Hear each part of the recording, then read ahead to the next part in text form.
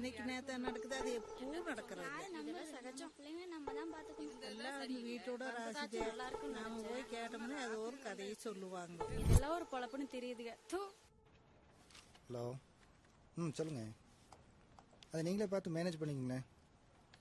ஆமாம், சரி, நான் அப்புறமா கூப்பிட்டுமா? சார், ஒரு டவுட்.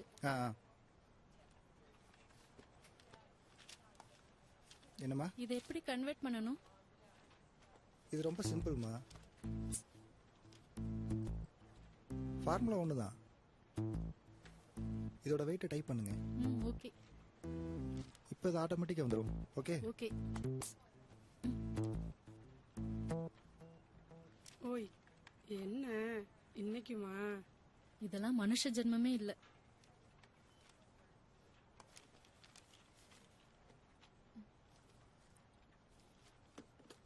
ஹலோ, புதுசாக வந்த பொண்ணு ஷோரூம் வர சொல்லு. Okay sir. மேடம், சார் உங்களை மேலே ஷோரூமுக்கு வர சொன்னாங்க. ஓகே, சரி.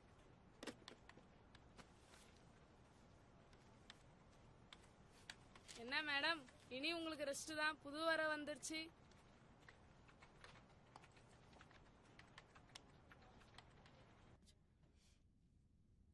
சார், வாமா கையல் விழி. வேலையில பிடிச்சிருக்காமா? இதெல்லாம் நம்ம அனுப்பின ஆர்டர் தான். அழகா இருக்கு இல்ல? ஒவ்வொன்றும் ஒவ்வொரு குவாலிட்டி. தொட்டு பார்த்தா தான் தெரியும். நல்ல தொட்டு பாரு.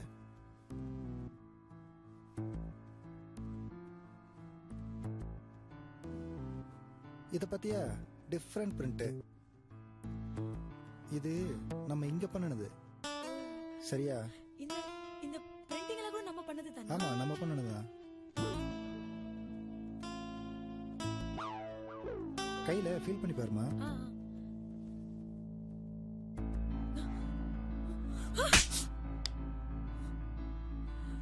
கொன்றுவேன்.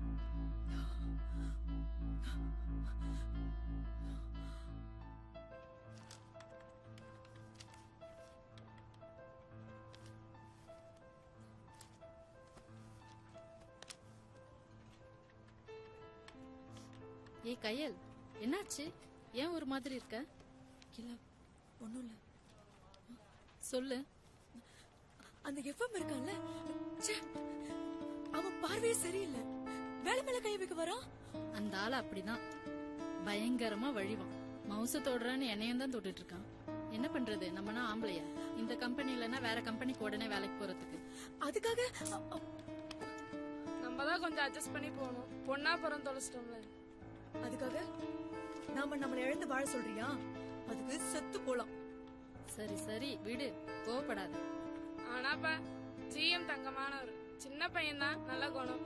அவர் லீவ்ல இருக்கார், நாளைக்கு வந்துருவார். ஃபைலும் தான்.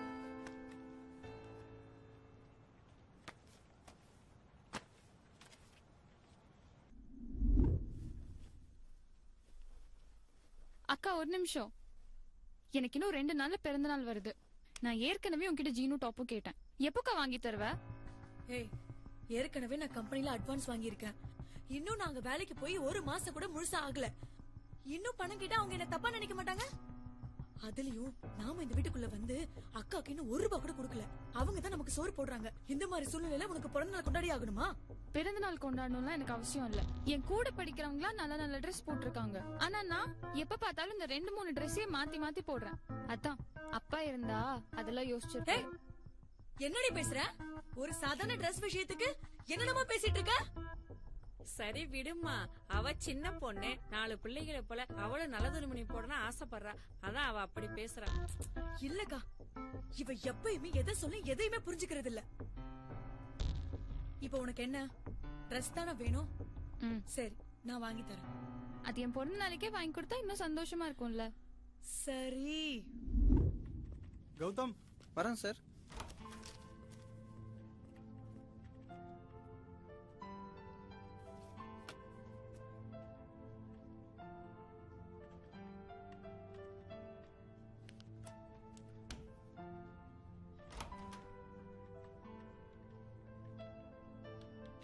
சார் வர சொன்னாங்க மேம்.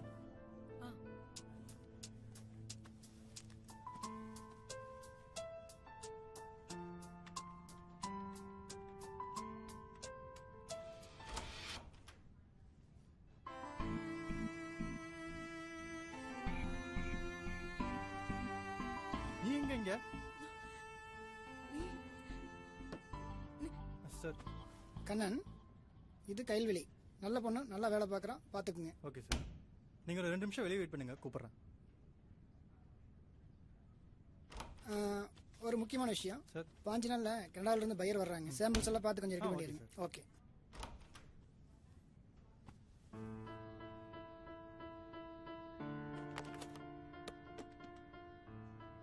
கௌதம், கையில மேல வர சொல்லுங்க.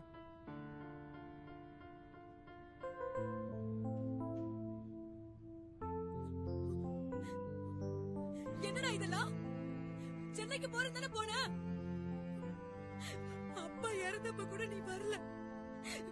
நாங்கெல்லாம் என்னானோ ஏதானோ எந்த நினைப்புமே உனக்கு வரலையா? அப்பா எத்தனை கஷ்டப்பட்டாருன்னு உனக்கு தெரியுமா?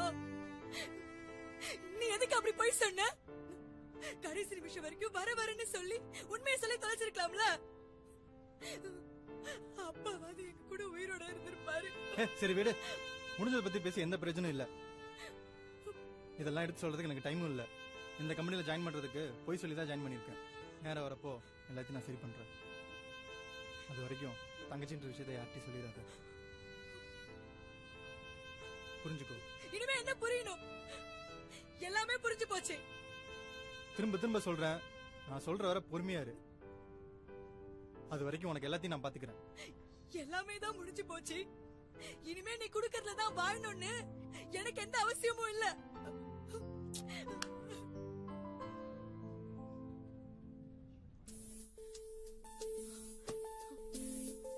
கலை, ஏன் எழில்? என்ன ஆச்சு? ஏன் இவ்வளவு டென்ஷனா இருக்க?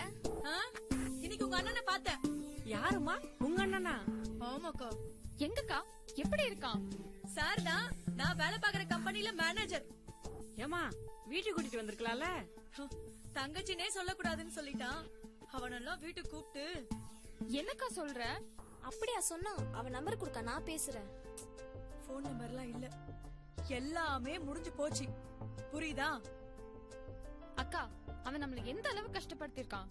ச்சே, எப்படி எப்படி மாறினா? நீ அவனை சும்மா விட்டுருக்க கூடாது. கொஞ்சம் பணம் கேட்டிருக்கலாம்ல. நாமளும் கஷ்டத்துல தானே இருக்கோம். பணம்? அவன் குடுக்கற பணத்துல தான் நம்ம வாழணும்னு நமக்கு அவசியம் இல்ல. சரி விடுமா, அதெல்லாம் நினைச்சு கவலைப்படாத. எல்லாம் நல்லபடியா நடக்கும். இல்லக்கா,